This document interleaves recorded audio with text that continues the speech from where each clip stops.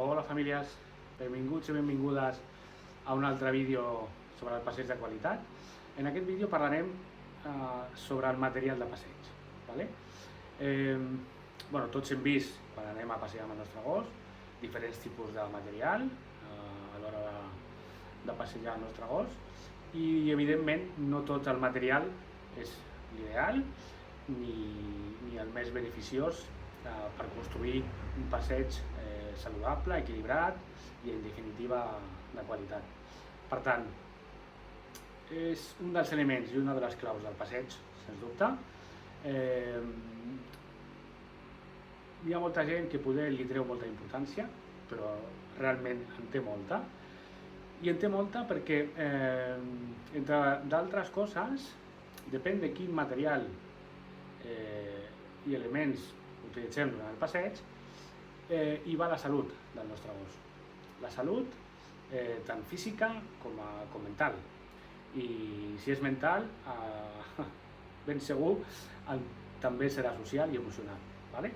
Per tant, en el seminari veurem quin material és l'idoni, per què, com utilitzar-lo, de quina manera podem, diguem-ne, guanyar habilitat i un bon maneig de la corretja, quin tipus de material pot portar el nostre gos en el seu cos, per què també hi ha un altre tipus de material que no seria recomanable i l'idoni per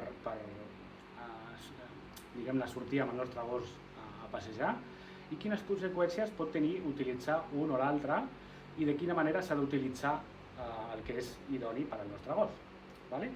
Llavors, el material de passeig és una de les claus fonamentals per construir un passeig sa, saludable i equilibrat i que porti al final una pedra fonamental a la construcció del passeig, que comporti un passeig tranquil i relaxat.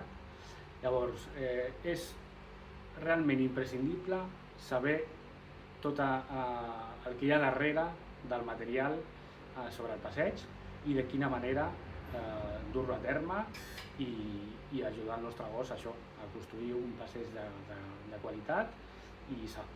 Així que fins aquí el vídeo sobre el material i fins la propera. Moltes gràcies.